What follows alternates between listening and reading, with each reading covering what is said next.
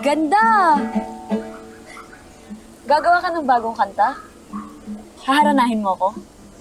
Ay, hindi. Wala lang to. Iba ka talaga, Joel, no?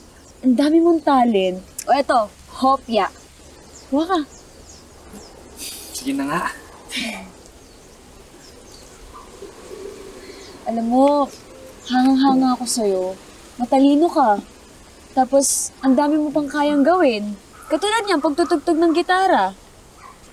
Kaya nga, bilib na bilib ako sa'yo eh. Gusto kaya kita? Hoy! Okay ka lang? Hoy, grabe ka naman! Nagbibiro lang naman ako! Teka lang ha, bibili ako ng soft drinks. Diyan ka lang ha. Wait lang.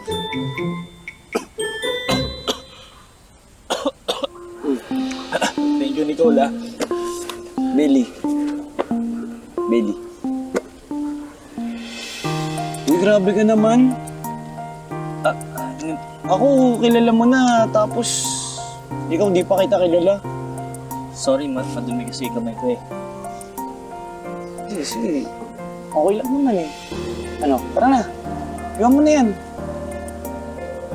Tara na, mamaya na yan. Tara na, hindi.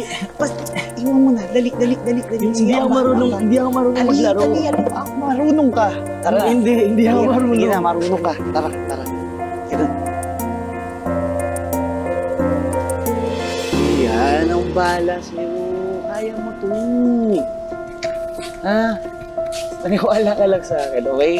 Halika dito. Ayan. Ayusin mo dito, ha? Yan. Dito. Okay. Ayan. Sige. Isa nga. Kaya mo yan. Sige. Oops, sandali lang. Ano ba? Paano? Dito. Ayan. Sige. Kaya mo yan, ha? Go.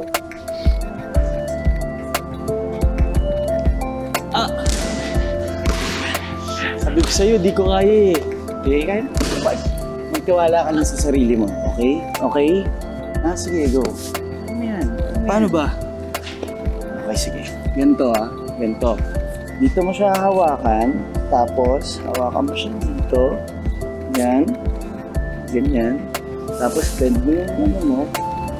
Hoy! Joel! Iniwan lang kita saglit para bilhan ka ng soft drinks, oh. Tapos naging basketball player ka na dyan. Galing nga. Iniwan mo pa tong gitara mo.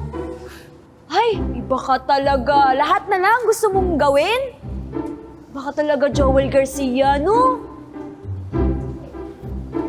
Joel Garcia pala. Hi, Joel Garcia.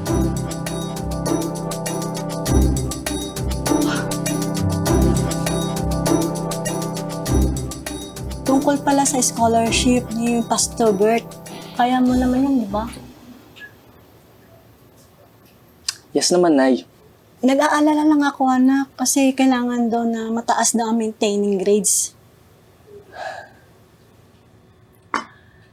Nay, wag na po kayong mag-alala.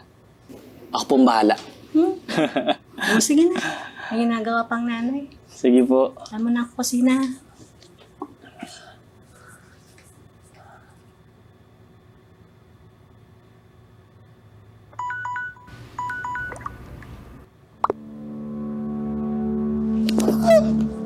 Minsan, ang blankong papel ang pinakamatinding kalaban ng isang pusong hindi alam kung anong nais ipaglaban. Naghihintay sa'yo ang isang puting canvas. Hinihintay kang magdesisyon. Lapis o tinta? Pula o itim? Pag-ibig o pamilya? Pangarap ko, pangarap mo, o yung pinapangarap ka?